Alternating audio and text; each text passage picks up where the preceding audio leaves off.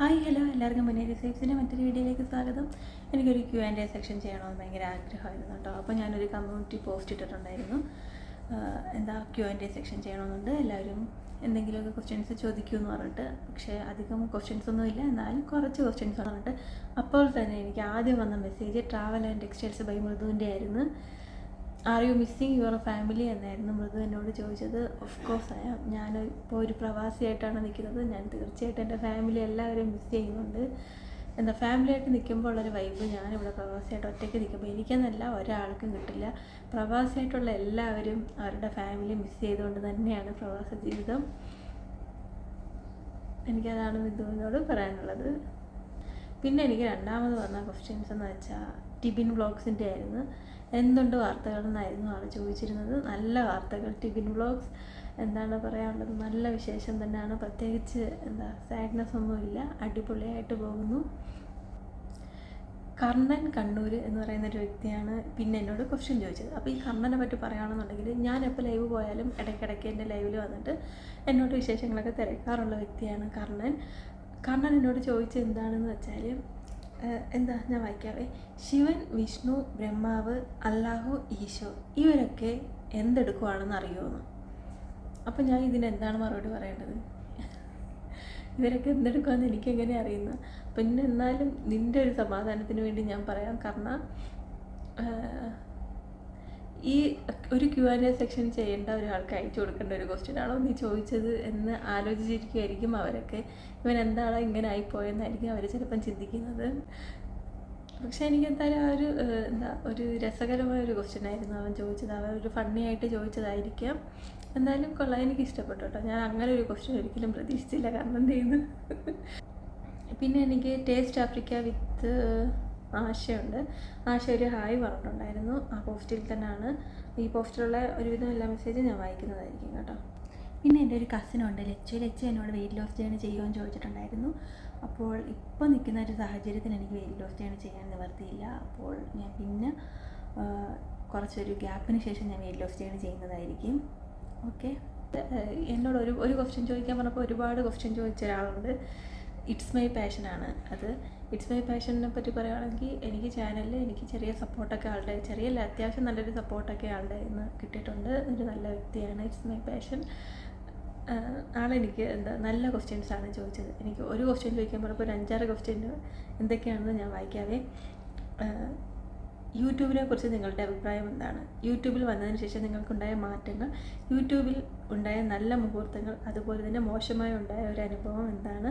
നിങ്ങൾക്ക് യൂട്യൂബിൽ നിന്ന് കിട്ടിയ നല്ല ഫ്രണ്ട് ആരാണ്? ലോകത്തിൽ നിങ്ങൾ ഏറ്റവും ഇഷ്ടപ്പെടുന്ന വ്യക്തി ആരാണ്? നിങ്ങളുടെ ചെല്ലപ്പേരെന്താണ്? അപ്പോൾ ഒരു ക്വസ്റ്റ്യൻ ചോദിക്കാൻ ഇപ്പോൾ 1, 2, 3, 4, 5 ക്വസ്റ്റ്യൻ 6 ക്വസ്റ്റ്യനാണ് ആളെന്നോട് ചോദിച്ചത്. അപ്പോൾ ഈ ഒരു 6 ക്വസ്റ്റ്യൻ മാത്രം മതി എനിക്ക് ഒരു Q&A സെക്ഷൻ മൊത്തം പറയാനായിട്ടുണ്ട്.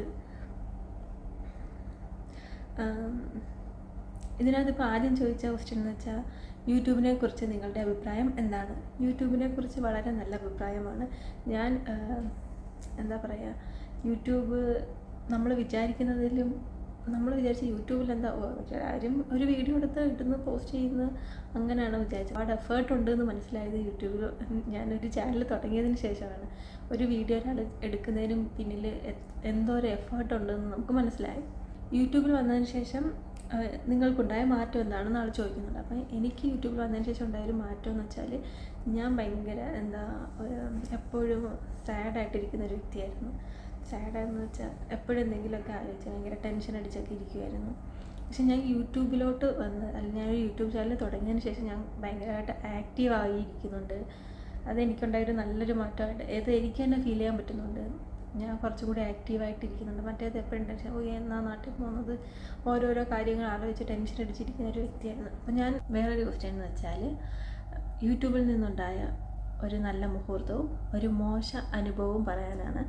അപ്പോൾ എനിക്ക് നല്ല മുഹൂർത്തം എന്ന് വെച്ചാൽ എനിക്കങ്ങനെ വലുതായിട്ട് നല്ല മുഹൂർത്തവും ഒന്നും എനിക്കങ്ങനെ ഒന്നും ഉണ്ടായിട്ടില്ല.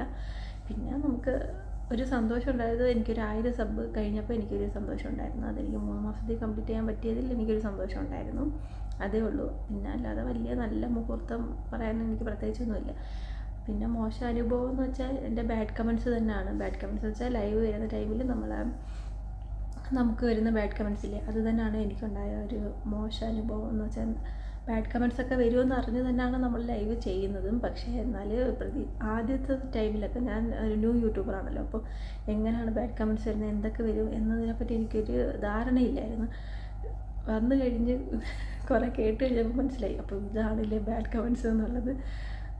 അത് ഉണ്ടോ എനിക്കുണ്ടായ ഒരു മോശം അനുഭവമായിട്ട് പറയാനായിട്ട്. എൻ്റെ ലൈവ് പോകുന്ന ടൈമിൽ ബാഡ് കമൻസ് തന്നെയാണ് എനിക്കുണ്ടായ ഒരു മോശം അനുഭവം എന്ന് വേണമെങ്കിൽ തന്നെ പറയാം. പിന്നെ എന്നോട് ചോദിച്ചു കഴിഞ്ഞാൽ നിങ്ങൾക്ക് യൂട്യൂബിൽ നിന്ന് കിട്ടിയ നല്ലൊരു ഫ്രണ്ട് ആരാണെന്നാണ്. അങ്ങനെ നോക്കുവാണെങ്കിൽ എനിക്ക് യൂട്യൂബിൽ നിന്ന് കിട്ടിയ നല്ല ഫ്രണ്ട് ആരാ, അങ്ങനെ പറയത്തക്ക നല്ല ഒരു ഫ്രണ്ടായിട്ട് എനിക്ക് ഇതുവരെ യൂട്യൂബിൽ നിന്നും ആരെയും കിട്ടിയിട്ടില്ല. പിന്നെ എനിക്ക് ഒരുപാട് ഫ്രണ്ട്സിനെ കിട്ടിയിട്ടുണ്ട്. എന്ന് വെച്ചാൽ ഒരുപാട് നല്ല മനുഷ്യരെ, കുറേ ആൾക്കാരെ, നല്ല മനുഷ്യരായിട്ടുള്ള ഒരുപാട് പേരെ പരിചയപ്പെടാൻ പറ്റി. അതെനിക്കൊരു നല്ല അനുഭവമാണ്. അത് വേണമെങ്കിൽ ഒരു നല്ല അനുഭവമായിട്ടും പറയാം. എന്താ, നല്ല ഫ്രണ്ടായിട്ട് എനിക്ക് അങ്ങനെ അധികം ആരും കിട്ടിയിട്ടൊന്നുമില്ല. ഒരു ബെസ്റ്റ് ഫ്രണ്ട് അങ്ങനെയൊന്നും എനിക്ക് ആരെയും കിട്ടിയിട്ടില്ല കേട്ടോ. പിന്നെ ചോദിച്ചേക്കുന്ന ക്വസ്റ്റ്യൻ നല്ലൊരു ക്വസ്റ്റ്യനാണ്. എന്താ നിങ്ങളുടെ ചെല്ലപ്പേര് എന്താണെന്നാണ്. അപ്പം എൻ്റെ ചെല്ലപ്പേര് എന്ന് പറയുന്നത്, സ്കൂളിലൊക്കെ കുറേ പേര് എന്നെ അരു എന്ന് വിളിക്കുമായിരുന്നു. അത് ഒരു ചെല്ലപ്പേരായിട്ട് ഉണ്ട്. പിന്നെ എന്നെ വീട്ടിൽ വിളിക്കുന്ന പൊന്നി എന്നാണ്. അതേ ഉള്ളൂ, വേറെ ചെല്ലപ്പേരൊന്നുമില്ല. പൊന്നി എന്ന് വിളിക്കും. പിന്നെ എൻ്റെ പേര് അരുണേ എന്നാണല്ലോ, അപ്പം എൻ്റെ ഒരു കൂട്ടുകാരിയാണ് എന്നെ അരു എന്ന് ആദ്യം വിളിച്ചു തുടങ്ങി. അപ്പോൾ ഇത്രയൊക്കെയുള്ള എൻ്റെ ഒരു ചെറിയ Q&A സെക്ഷനാണ്. നിങ്ങൾക്ക് എല്ലാവർക്കും ഇഷ്ടപ്പെട്ടു എന്ന് വിചാരിക്കുന്നു. അപ്പോൾ ആദ്യമായിട്ട് ചാനൽ കാണുന്നവരുണ്ടെങ്കിൽ ചാനൽ സബ്സ്ക്രൈബ് ചെയ്യുക, ലൈക്ക് ചെയ്യുക, കമൻറ്റ് ചെയ്യുക. മറ്റൊരു വീഡിയോ ആയിട്ട് വരുന്നതായിരിക്കും. എല്ലാവർക്കും ടാറ്റാ, ബൈ ബൈ.